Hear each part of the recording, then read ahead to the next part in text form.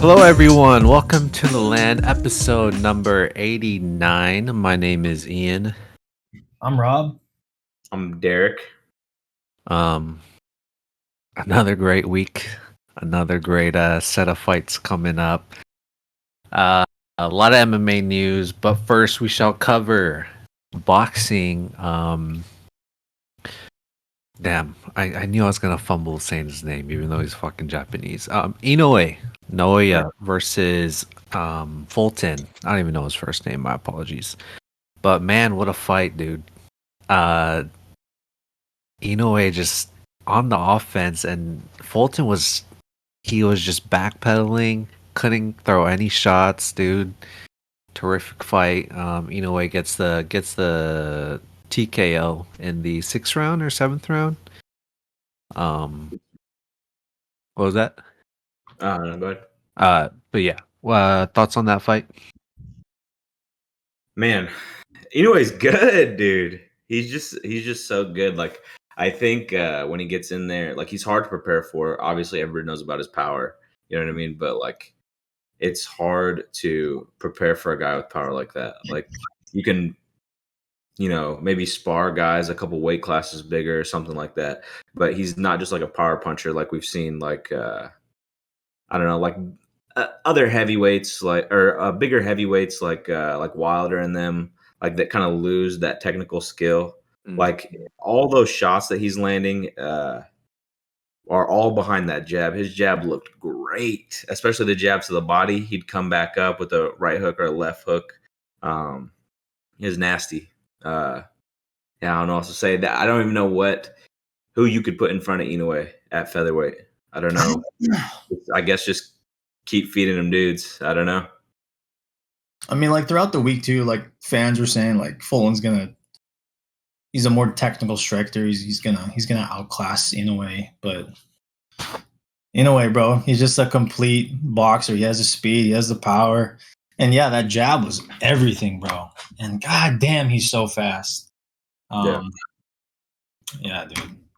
Another big thing was like the hand wrap controversy, like this week. Mm-hmm. Like all this week, people talking about like Fulton's camp was like, we want to see like Inoue's hands get wrapped. You know, that he might be suspicions that he might be cheating, even though he's competed in multiple different countries under multiple different athletic commissions. You know what I mean? Dude just hits like a truck, dude. Like there's nothing else to it, bro. It is kind of weird. Just seeing. I don't know. I mean, the whole stereotype of Asians not being this like they don't have the knockout power, not like what other fighters might possess. But it's so weird, like being Japanese and growing up, the only sport that really like was available to me to see Japanese players is baseball.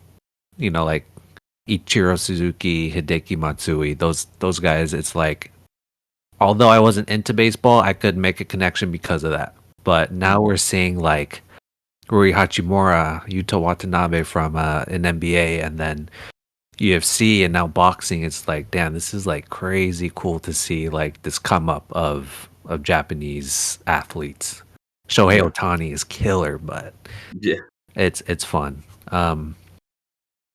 Yeah, I don't know. I mean, before this fight, I truly had no idea about Inoue, just because I'm also not that fully into boxing.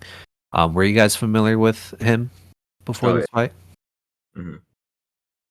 Yeah, I'm excited, man. I'm so pumped to see what this guy can do. And it seems like he's always moving up in weight, huh? He's been at featherweight for a while. Hopefully he moves up soon. There's not a lot of challenges left for him at featherweight.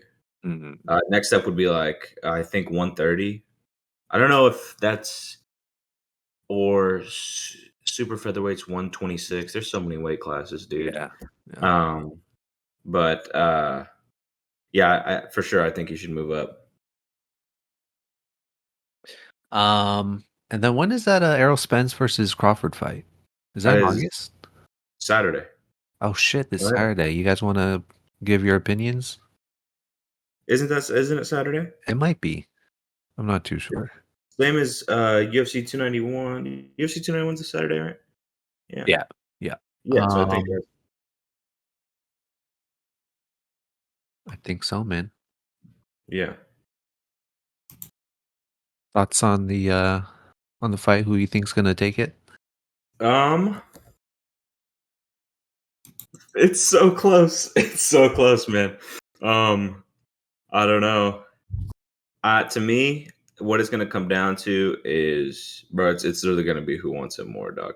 I know that's like a very like cliche, like who wants it more, bro. But Errol Spence, I think, is the more technical dude, but Bud has that dog in him, bro. He just knows how to finish a fight. If he ends up catching Spence once or twice with some hard shots, corners him, puts pressure on him, I think he could stop him. But the thing with Spence is we've never seen him challenged. We've never seen him in like a hard fight. You know what I mean? I'll say Spence, bro. I'll say Spence. My heart says Bud. My head says Spence. I'll go Crawford. It's flat out. Okay. Yeah, like I said, I'm just starting into watching boxing, so I truly don't. I know Terrance Crawford just off the name, familiar with Errol Spence, don't know exactly how they fight, so can't give my picks on that. Umar Nurmagomedov has pulled out in his fight against Cory Sandhagen. So now Cory is fighting Rob Font for this is the main event in beginning of August. I'm not too sure how I feel about this, just because the reason why this fight happened is because Cory believes that Umar is one of the gnarliest bantamweights in the division right now. Not saying that Rob Font isn't, but we all kind of had that thought going into this fight. What's your guys' opinions on this fight being made to save the main event in Nashville? I think it's a super fan friendly fight. It's it's a treat, dude. It's gonna be a banger. I don't want to see either one of these guys lose. And I think I'm not. This year, I've been so bad at just like counting guys out, counting people out. I feel like I do it like once a week. I'm not gonna count. I'm not gonna count out Rob Font because I've already counted him out last time he was out there. You know what I mean? But I think I'd take Cory by maybe like a late round TKO or decision. But it's gonna be a banger. So we'll see. Mm-hmm. Yeah, I was so excited for the original fights. I thought the original fights were perfect, but yeah, these things happen, bro. Honestly, when it comes down to it, I think you need a full fight camp when you fight Sandman. You need a full fight camp, bro. He's on a whole nother level right now. His last fight, it was a unanimous decision. Joel Ojeda he's a silly goose for that. Silly. But I mean, we don't have to talk about that fight. Yeah, Chito couldn't find answers. He couldn't answer to any of it. And if you don't talk about the fight before, bro, he fought Song Yadong, who's running through the division, bro. To take him to the championship rounds and having the fight end in a doctor stoppage, bro, that just says a lot right there. I think it's going to be bad for Rob Font. Yeah, it's just... Go ahead. What I do like about the fight compared to Cory's last couple fights, I think stylistically they match up well for Rob Font. I think if he can hang in there with the flurries and the volume that Sandhagen is going to bring, his striking is so disciplined. You know, just like Calvin Kattar, he has very disciplined boxing. He's going to stay behind the jab, even though Cory's going to switch stances, give him different looks, a lot of kicks. I think he's going to stay disciplined, move forward, put pressure on Cory. So That's what I like about Rob Font. Like, no matter who you put in front of him, he's gonna give him a fight. But I just think you need a full fight camp for Cory right now, dude. Same. Yeah. I like that. If that fight was the original fight to be made, I'd appreciate it much more. I do like Rob Font's boxing. I mean, it's always been just top notch. The only reason why he lost to Cheeto is because Cheeto hits hard as fuck, apparently. So I don't know. It could be a good mixture of just like, because Cory he puts in the pressure, he puts in the level changes. His boxing is great. His wrestling's great. The stance switches are gnarly. He's just a overall fantastic fighter. Rob Font has to just make Cory make bad mistakes. I don't know if that's possible, but that's how I could see Rob Font winning, is purely off of just striking, getting that nice solid jab that he can always find in that first round. That first round is key for Rob, I believe. Unfortunately, I think Cory's just going to take this to decision or a late round stoppage, just because of how amazing Cory Sandhagen was. I feel bad for counting him out against Cheeto. That's how bad I feel about Cory Sandhagen, because he deserves his rank. He deserves that championship fight too. Yeah, I say a late round stoppage. Let's say a TKO stoppage. UFC London was this past Saturday. Great fights all around. We'll start with Paul Craig versus Andre Muniz. I told everyone don't count out Paul Craig. I myself counted him out because, reverse psychology, he won. So good for him, bro. Thoughts on that fight? Man, I like Paul Craig at middleweight. Right. I think he looks good. He looks healthy. Man, it is everything I wanted out of Paul Craig, man. I want to see him be great. I want to see him win. The knockout was nice. Good for Paul Craig, man. Yeah, he looks comfortable at that weight. And I feel like him being at that weight, he has that power again. So keep it coming, bro.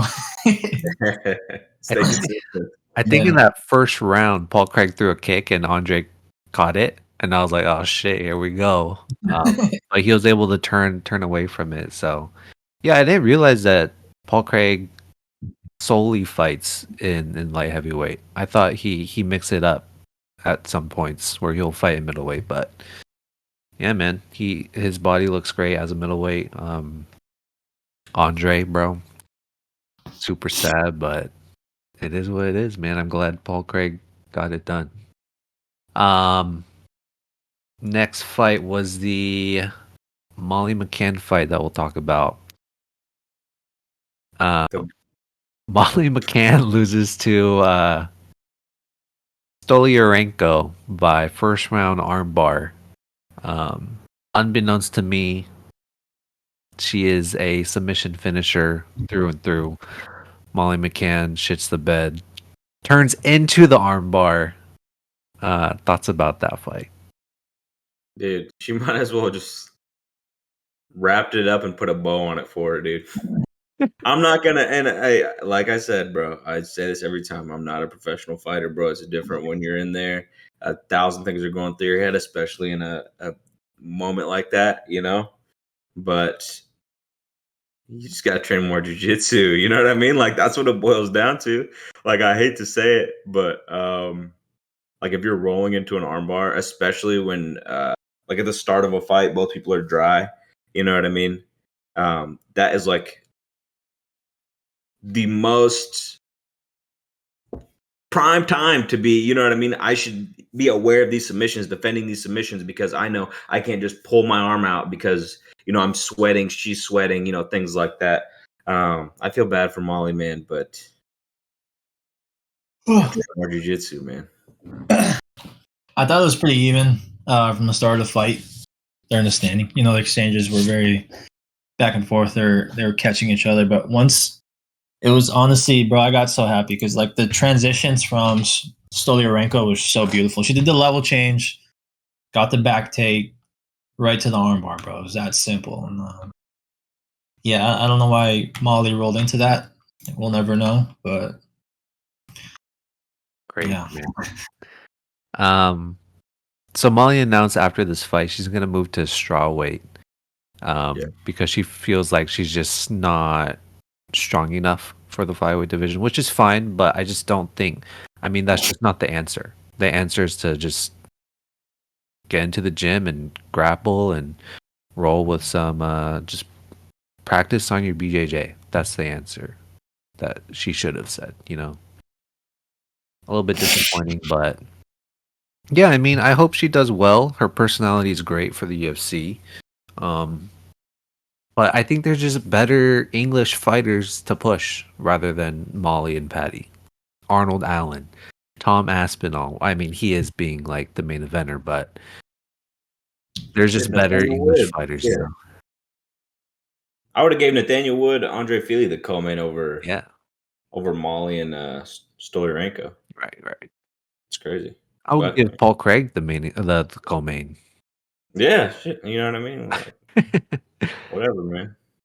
And then in the heavyweight division, Tom Aspinall defeats Marcin Tybura in the first round via TKO. Yeah. Another great finish for Aspinall. He just looks good, dude.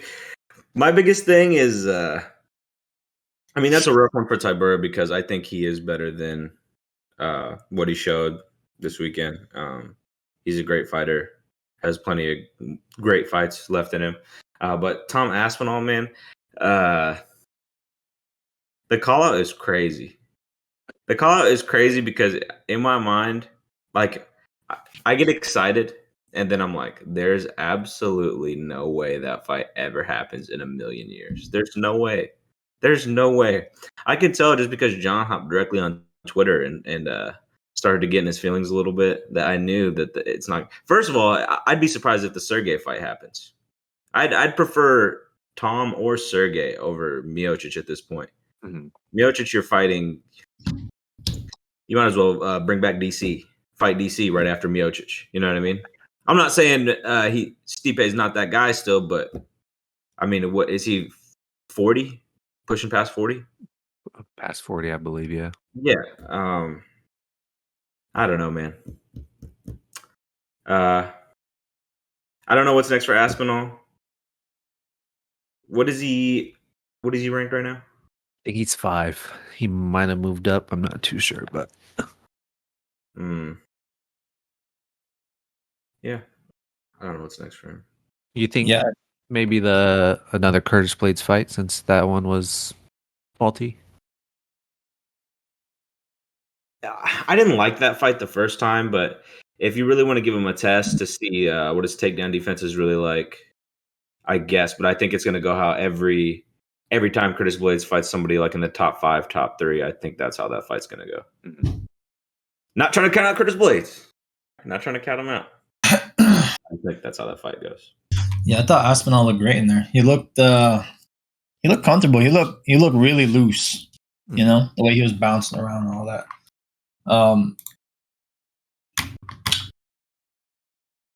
I think you give him. I mean, what Bam Bam and Volkov just got announced. Mm-hmm. Yep. You could give him the winner of that, if just to give him get him more comfortable with fighting again since he's back. It was a year layoff. Right. I thought he looked great. Yeah. I forgot he asked for Cyril too. Yeah. Did Cyril have a fight right now? Cyril's gonna fight Spivak in France. Yeah. Spivak number 8. Spivak, nice. Yeah. Yeah. I don't see the Bones fight happening at all. Yeah. I think Bones won this fight, and he just. I think he retires. Yeah. Yeah, man. I agree. I think Tom. Maybe he can fight Jalton Almeida. I think that'd be good. That'd be fun.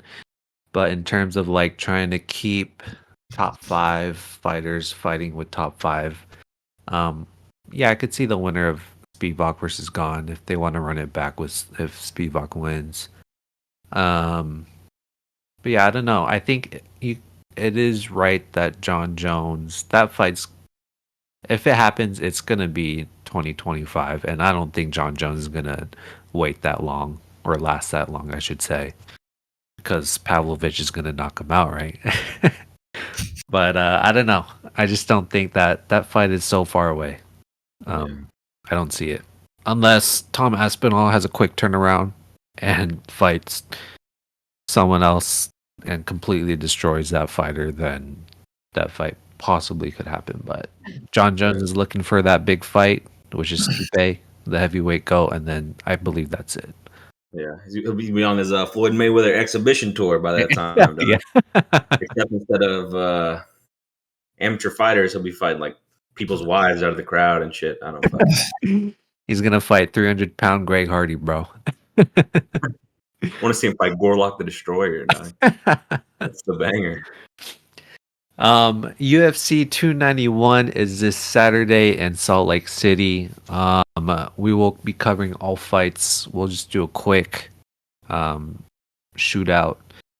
I'll say the fighters. You say how they win and who wins up until the main card. Miranda Maverick versus Priscilla Cachoeira. I have Maverick by decision. Maverick decision. I have Priscilla by decision. Matthew Semmelsberger versus Euros Medic by third round TKO. Damn. Medic decision. Wow. I'm gonna go Semmelsberger by second round TKO. CJ Vergara versus Vinicius Salvador. Vergara by decision. Salvador decision. I'm going Vergara by submission. Next up, Jake Matthews versus Darius Flowers. Jake Matthews decision. Jake Matthews submission. I'm going Flowers by submission. He got that Gracie tattoo on his chest, you know. Roman Kopylov versus Claudio Ribeiro. Claudio by decision. Claudio by knockout. Shit. I'm going Roman Kopylov by knockout. Heavyweight bout, number 11 ranked Derek the Black Beast Lewis versus Marco Rosario de Lima. I think this is a good comeback fight for Derek Lewis, first round KO. The Black Beast KO. Yeah, same. First round too.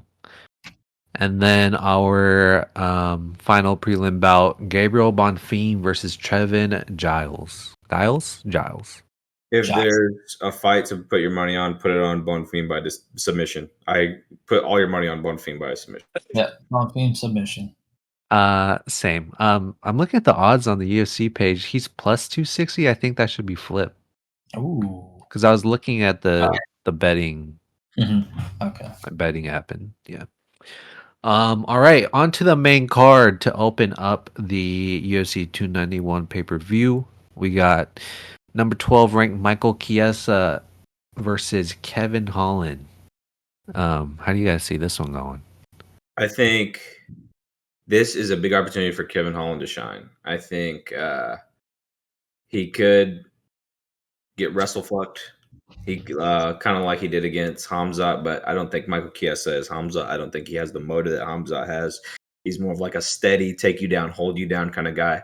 I think Holland is going to show how far his takedown defense has come and land some big strikes on Chiesa and get a second round TKO. Wow. Yeah, this is your classic grappler versus striker. Chiesa's coming off 2 losses against big names too, Vicente Luque and Sean Brady. We obviously know his wrestling is just top notch, and his stand up is still questionable. As for Kevin Holland, he just beat Ponzinibbio, which I thought that was questionable too on the standing. I thought he was losing that fight till he knocked him out. But I think Chiesa needs to just take it to the ground early and just make it ugly. That's the best thing he could do. But I think Kevin Holland I think Holland has what it takes to keep the fight standing, and I think he's going to pick Chiesa apart, dude. Kevin Holland, unanimous decision. Oh, yeah, I think Kevin Holland kind of did great, or kind of did good against Hamzat with trying his best to find unconventional ways to just avoid the takedown. I think he is great off his back, of course. He got that knockout on Jacare Souza. I think Kevin Holland takes this striking wise. He can beat him, of course. Wrestling, I think he can diffuse Chiesa's wrestling. I'm going to go Kevin Holland by second round TKO. In our lightweight bout, Tony Ferguson returns to lightweight versus Bobby Green. I mean, as much as I do not want to, dude, Bobby Green in first round TKO, dude. I think Bobby Green most of the time doesn't land hard, but he lands a lot. A lot of these combos, a lot of these light punches that he strings together, punches and kicks he strings together.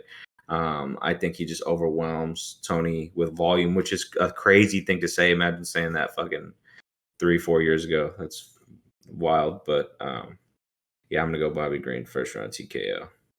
Yeah, it hasn't been looking great for both guys too. I think it's worse for Tony, obviously, but like you gotta think like who the fuck he's fought in these past 5 fights, bro. Big names: Diaz, Chandler, Dariush, Oliveira, Gaethje, and Bobby Green had the no contest. He lost to Islam, lost to Dover, so it's been a weird ride for both these guys. I'm gonna push for it, bro. I'm gonna push for Tony to take the fucking path of Luke Rockhold and just go out with a fucking bang. Nice, dude. I got Tony by split decision. Oh, as much as I loved watching the Diaz fight, bro, after I like sat down and like all the adrenaline wore off, like holy shit, that was just fucking 2 old guys slugging it out, dude. That's like your 2 drunk uncles at the barbecue, dog. Yeah. Just throwing her. I mean, I just don't think. I'm not gonna say. I don't think he should compete at this level anymore. I'm not saying he can't. I just don't think he should. I'm not his fucking mom, his fucking dad, his fucking trainer, but I love Tony and I don't want to see him get hurt. I think this is a fight that I need to keep a close eye on, like in these next few days coming up, because Tony did fight at welterweight. He was supposed to fight the Leech, right? Until all that bullshit happened at whatever came out. 280 whatever. Yeah. So I don't know. I mean, he's coming back to lightweight. Off the embedded video, the footage, he looked good. He looked decent. But of course, Bobby Green, he's just so slick with his boxing. I could see the knockout happening. But I think Tony gets it. I think Tony. I don't know. I don't know how it happens. This is just my gut feeling. I'm going with Tony Ferguson. Your guys' heart's talking, man. I'm just not sure how he gets it done, but I'll go Tony Ferguson for now. Number 7 ranked Stephen Wonderboy Thompson takes on number 15 Michel Pereira. How do you guys see this one going? I have Wonderboy by decision. I think this is 2 guys who have 2 very unique styles that, for especially in the first round, is going to be a huge feeling out process. I think we're going to get a few good bursts like here and there. Maybe like Michel Pereira tries to do like a run by clothesline or something like that, and Wonderboy tries to throw like a triple kick or something. Who knows? You know what I mean? I think we'll get those good bursts in there, but I think Wonderboy is going to be the one who lands more, and I'll take him by decision. I wish this was a 5-rounder. There's no doubt this is going to be a banger. Like both these guys have like tremendous cardio. I think Michel is he's the more explosive striker. He's so athletic, bro. But I think his style of striking is going to be too predictable for a guy like Wonderboy. I fucking love talking about this guy, bro. He's just shown that his defense is just as important as his striking, bro. And I think he's such a veteran of the game. I think his fight IQ is just gonna. He just has all the tools to get the win. So I have Wonder Boy by. That's a split decision. Oh, yeah, man. You guys know how I feel about Michel Pereira, dude. Me too, bro. If I have to see another highlight of fucking Michel doing that backflip kick onto Nico's head on the ground, I'm gonna be pissed. Yeah, I'm going to Stephen Thompson easily. I mean, his fight against Kevin Holland, it showed just even at 40, just the way he fights, super defensive, super offensive. He throws these crazy kicks that you just can't prep for, you know. I'm going Stephen Thompson by third round TKO. And then our co-main event of the evening. First, let's talk about Jamal Hill getting injured. He tore his Achilles. He has relinquished the belt respectfully so that this division can move on. First, give me your thoughts on if this fight should have been a championship fight. And then second, just tell me how you guys think this fight's gonna go. Clown show, dude. The light heavyweight division is it's a circus, dude, right now. It's crazy. I mean,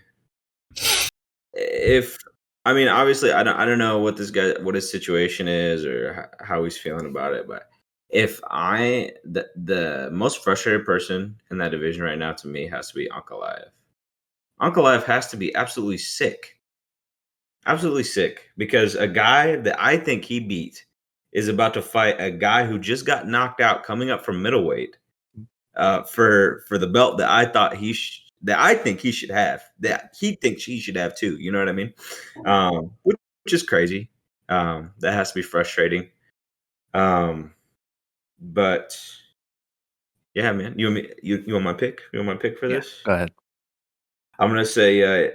Let me also say that I am to Alex what Alex is to Izzy.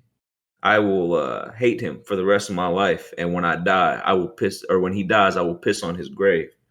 Jan by second round KO, out cold. I think he knocks him out cold. I think Jan eats too much corn for Alex, bro.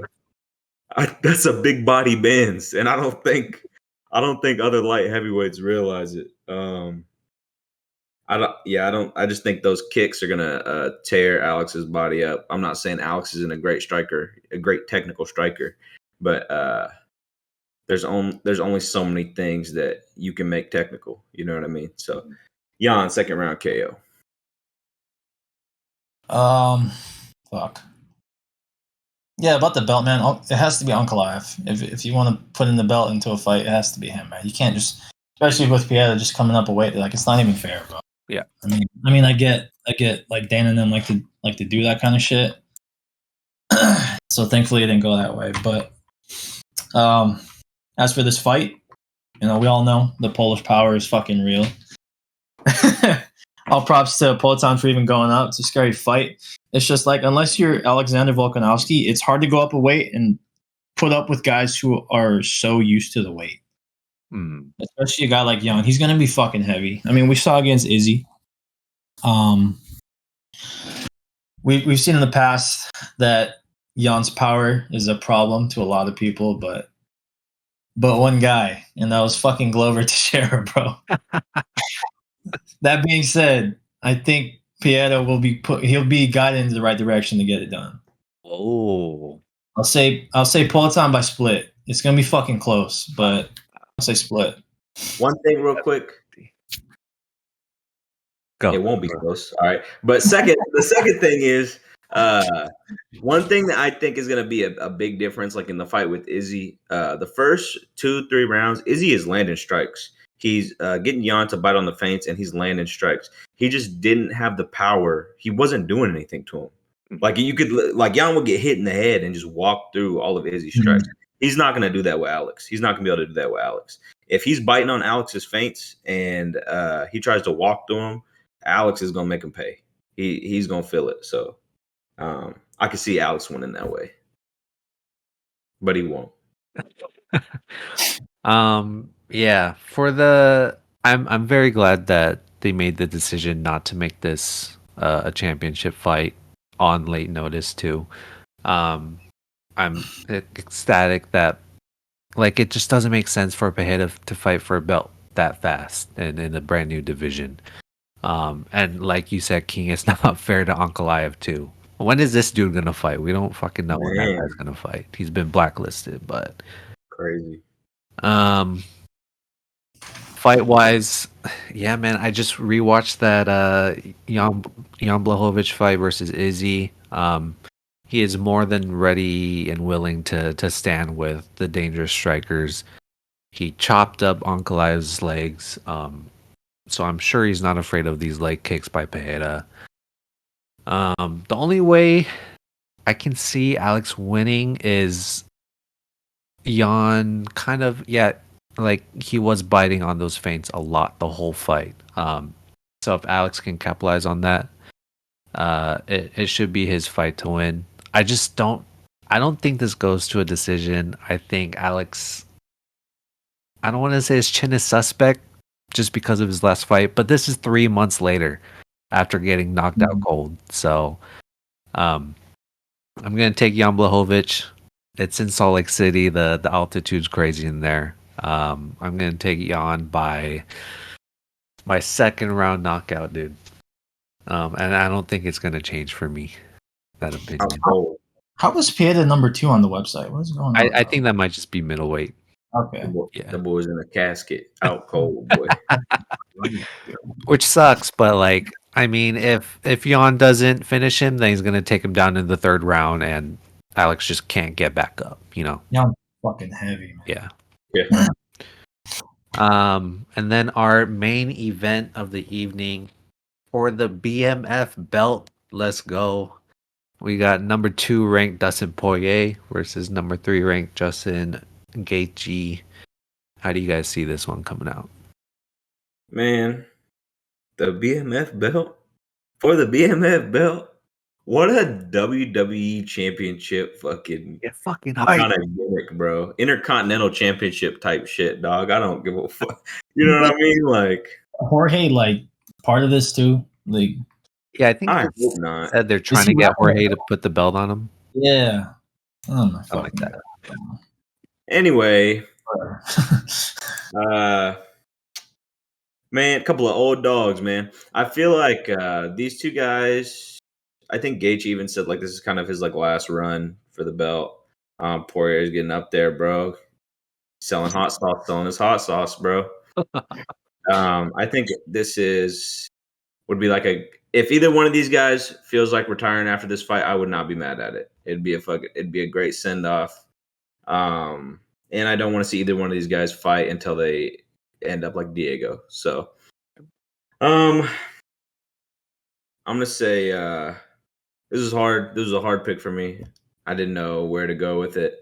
Because Gaethje is for sure a smarter fighter since the first time they fought. I think he's improved way more. I'm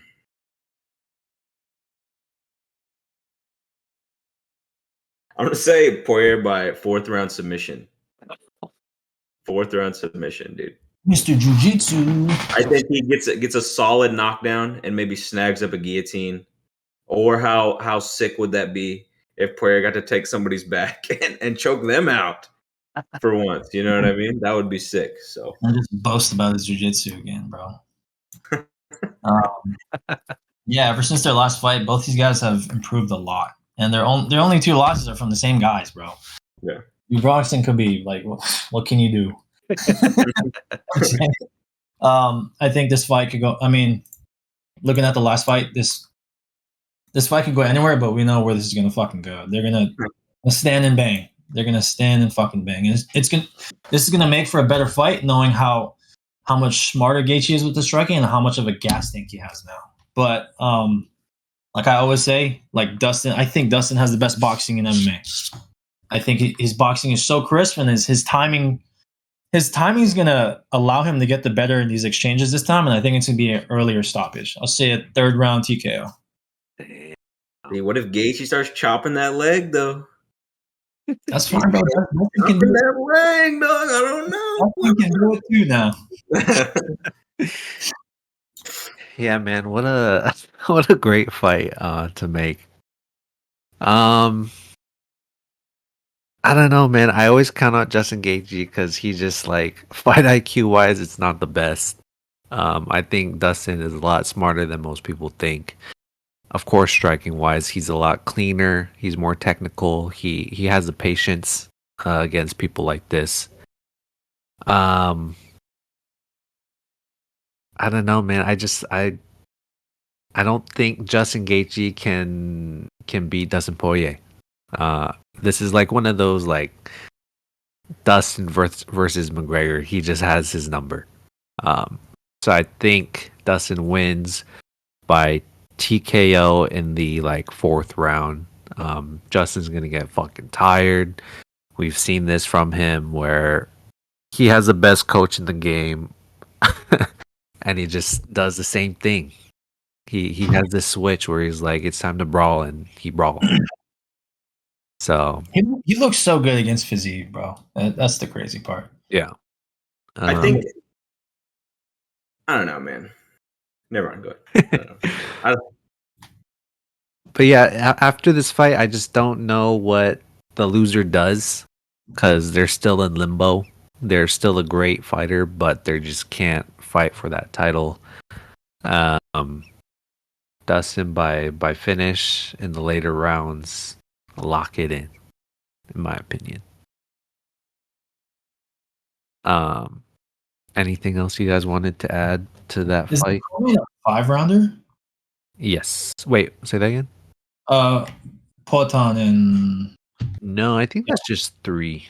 That's a 3? Yeah. I will say this. I do want to say this. I think from the outside, Justin gets into these like... He doesn't look like an intelligent fighter. He gets into all these like brawls. But I think the greatest thing you can do as a fighter is make somebody fight your fight. He doesn't ever get into those exchanges where, okay, I'm going to be super technical. I'm going to box with this guy.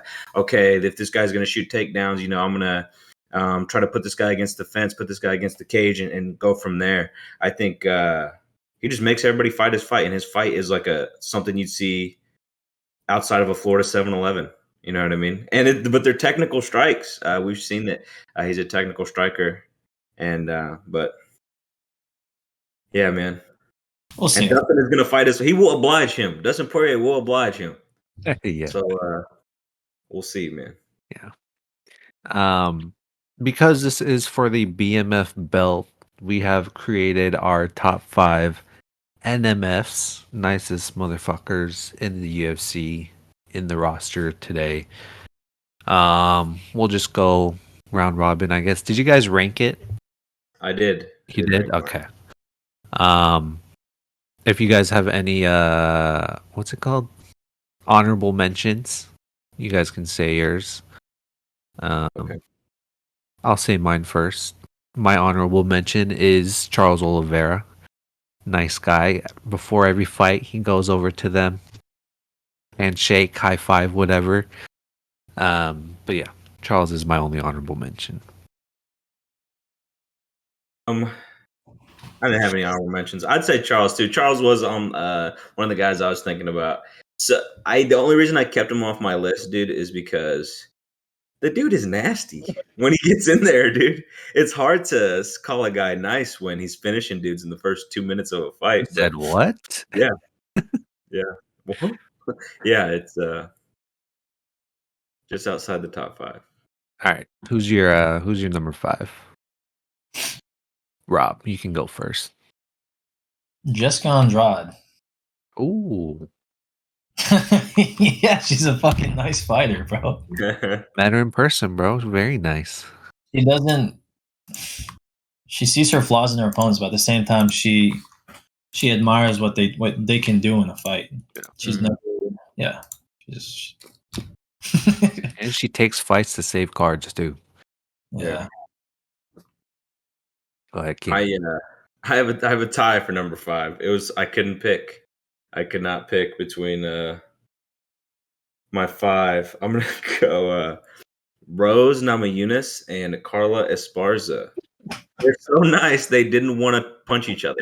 That's how nice they are. Other than that fight, both girls are very nice, very respectful. Rose sometimes can be a little edgy, but yeah, how could I not put 2 girls that don't want to hit each other for 25 minutes in my nicest motherfucker list, dude? I like it. My number 5 is Alexander Volkanovski. Sure, he will destroy your face in the cage. But outside of that, he shows tons of respect for his opponents. There isn't ever a time where, I don't know, maybe I missed it, but in my past remembrances of Volkanovski, there wasn't a time where he was trying to start shit to create a fight or to create something more than the fight. Showed tons of respect for Yair, Ortega, Max Holloway 3 times. And Max was all up in his face in that third fight before. So, Volkanovski, great dude. Aussie guy, love him. Aussie.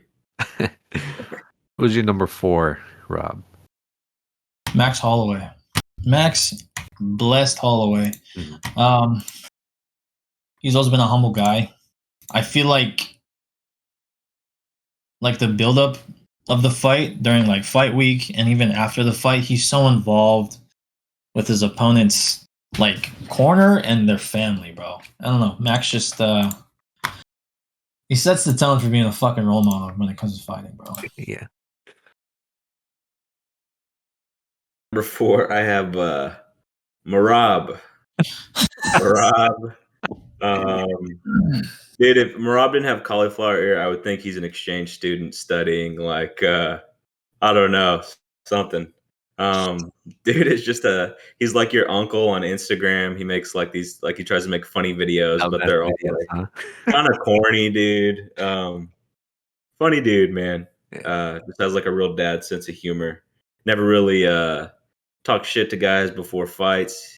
He doesn't letting his homie run with the belt in his division. You know what I mean? Like, how much nicer can you get, dude? And on top, very loyal. You know what I mean? How many other guys would say, fuck it, change training camps at the drop of a pen to fight for the belt? But he stayed loyal to Matt Serra Ray Longo, wants to win the belt after Aljamain moves up. Merab, man. Love it. And he probably fucking destroys Aljo in training, huh? In sparring. Probably ragdolls him, Loki. For my number 4, I got Weili Zhang. You know how it is. USA's perception of China. Everyone thinks China's bad.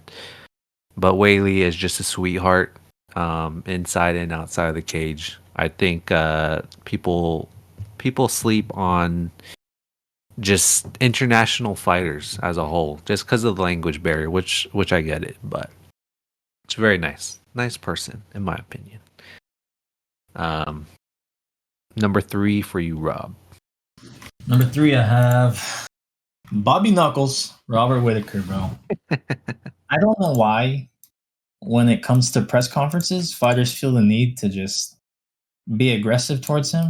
I feel like there's no reason to, but he just does a good job shaking it off, and just I don't know. He just doesn't feel the need to talk shit. He'll let his fighting do the talk. That's how I see it.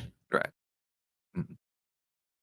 Yeah, my number 3, same kind of thing with Robert Whittaker, man. My number 3 is the Lego King himself, Brandon Moreno, dog. Never really talk shit, dude. Like the week of the fight, he kind of just. And the thing is, I feel like he's gone up against some very big shit talkers, like the Davidson. The whole time, Davidson, not just Davidson, but his whole camp. You had Cejudo talking shit to him, saying that he's a traitor, dude. All kinds of shit, and then he has to go straight into Pantoja, like Pantoja saying he kicked his ass twice, he's gonna do it again. And Whole time, dude's just like, whatever, bro. Like, you know what I mean? Very nonchalant guy, very respectful guy. Yeah. Brandon Moreno. Yeah, man. Whitaker, dude. He's what he plays Elden Ring? He plays a bunch. Whitaker, yeah. Yeah. he, Fantastic. he makes his opponents just feel dumb when they try to come at him. Like, once again, man, those fucking Aussies, nice people. Yeah, my number 3 is Jan Blachowicz. That's what I love about these embedded series, where you can just kind of see a little bit more about these fighters. Jan Blachowicz, I think his last fight, he was hiking in Mount Charleston, and he was just having the greatest time of his life at fucking Mount Charleston, Las Vegas, Nevada. Who does that? felt like he was at home, bro. Yeah, yeah. And then even in this embedded series, he's visiting this cancer institute for kids, and I think his mom, maybe both mom and dad, they pass away from cancer. So it's just so heartwarming to see him fight the fight and just telling these kids to just, never give up, never let up. And even the Ankalaev fight where Joe Rogan is trying to push Jan to say that you lost, and then he was like, I don't know, I gotta rewatch it. I don't know, let me think about it. And then Joe goes to Ankalaev, and then Jan kind of intervenes, is like, you know what, he is the champ, give this guy the belt. Like nothing more humbling than Jan Blachowicz, in my opinion. And then your number 1, Rob. We're at 2, right? Oh, your number 2, Rob. Yeah, my number 2 is Moreno. Just like Whitaker, bro. He just shakes off whatever fighters have to say. He's all smiles. He sets the example for everybody. And just like, honestly, like my personal experience seeing him in person, bro, like he's all fucking smiles, bro. No matter whether he's fucking cutting weight, showing up at 5 a.m., he'd always come in fucking smiling, bro. Like, Jesus Christ, I fucking strive to be like that. Yeah, my number 2 is Max, man. In my opinion, the daddest man on the planet, man. Here, bro. Here. Dude was different, bro. I mean, crazy, just like beating up dudes, like and just all smiles before, all smiles afterwards. Was so nice. He even tried to teach Brian Ortega how to strike mid-fight. That's wild. 2020 Warzone streamer Max was different, dude. We were all tripping because we thought he wasn't gonna get as good. He's talking about he hasn't sparred all training camp. He's just been playing Warzone, dude. Chilling. Dude's built different, man. Yeah. Yeah. Bro. Go ahead. Sorry, go ahead. Well, I was gonna. I should have put him. I was thinking about him, putting him in my top 5, but the dude's a fucking dog in the cage. Like that. The whole pointing to the ground against Lamas was nuts. The disrespect to Ortega, the disrespect to Cater. Trying to help him, bro. But I do like how he still keeps it. He trains out of Hawaii. He didn't have to go to this big. He didn't have to go to ATT or Greg Jackson MMA to become a champion. So, Max Holloway, man, great. Dude, like seeing Max. Remember, we'd go to the summits at Red Rock and shit. Mm-hmm. Max would be there by himself, just like in the arcade, no money, just looking at the machines and shit. Like to be where he's at today, he could have chose to be a fucking villain if he wanted to, bro. But he's not. He's a fucking nice dude. What the fuck was I gonna say? Damn. That's and fighting out of Waianae too, or being born in Waianae, growing up in Waianae, it's not the best neighborhood. That's the city of scraps, bro. They only do scraps for fun. That's it. It's hella funny seeing Hawaii fights just like street fights, because everyone looks like a fucking MMA fighter in there. They're throwing leg kicks and shit. You'll have dads training their like 8-year-old kids, and they'll just go on the street and give them gloves and shit. Yeah. Like the funniest fucking shit. And then after the fight, they'll just dap it up, hug it out, Yeah. and that's it. We'll do a cookout. Yeah, my Number number. one. Sorry, my number 2 is Brandon Moreno. Just that last embedded. I'll keep going to it. He had a fucking live stream of him and his daughter opening up Pokemon cards. You know, so I mean, you guys already said it with Brandon Moreno. I won't go into it more, but go ahead with your number 1. Do we all have the same number 1? I'm sure we do. Yeah, the Stephen Wonderboy Thompson. I do. Actually, my number 1 is different. Go ahead. It's different. Yeah. Yeah, man, it's simple with Wonderboy. Obviously, he's just a great role model. Killer in the cage, but he's a great role model. You know, he has his own gym, and he's just all smiles, bro. No matter where he goes, like you can go watch the past 2 episodes of Embedded, bro, and that's just him the entire time. Love it.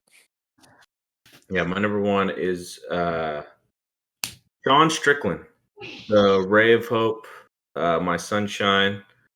Every time he's on the mic, he has something positive to say about somebody else. Great dude, great human being. I'm such a lucky boy. I'm such a lucky boy to get to hear Sean Strickland suck on the fucking mic. For sure has all of his brain cells. Oh my Great god. guy. No, Wonderboy, of course, dude. I want Wonderboy to be my dad. Like, you know what I mean?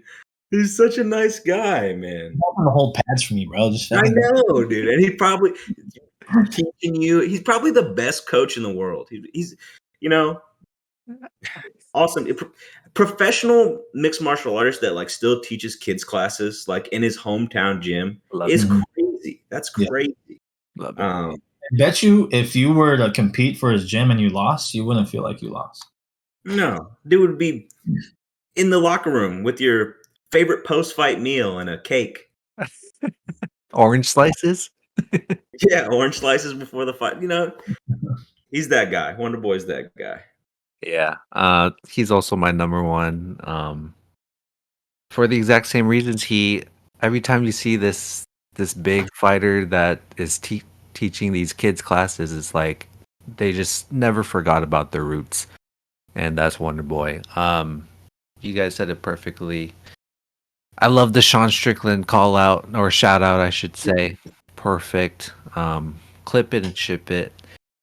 But how can it not be Stephen Wonderboy Thomas? In the cage, he's like, nice shot, dude. That was great. Or, you know, stuff like that. I bet you when he's like coaching his kids, he does that standard like positive reinforcement, what you need to do to fix it, and then another positive reinforcement, you know?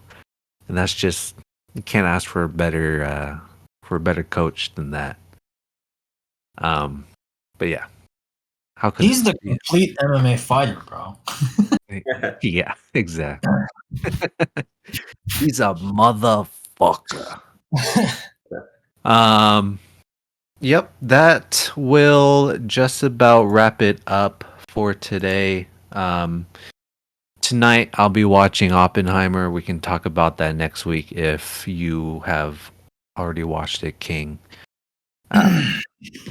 But if you guys would like to add anything else, go ahead and do so. But if not, we can go into our song suggestions. What do you guys got? All right, I got Only You by Theophilus, London, and Tame Impala. Theophilus.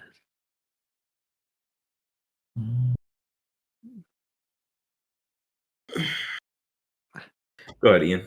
Okay, I will go with Miss Carole King. I believe the song is called "It's Too Late."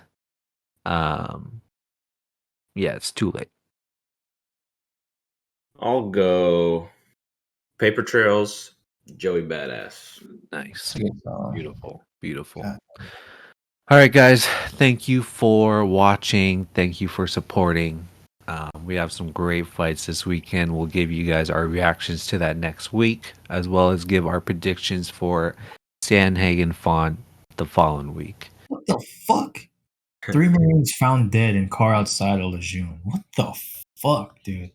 From the halls of Dude, that Martha's Vineyard dude that drowned, he was like Obama's personal chef. You guys heard about that? No. No, Spooky, spooky. Let's hear it. Let's hear it. All right. Peace out. Peace. Double salute.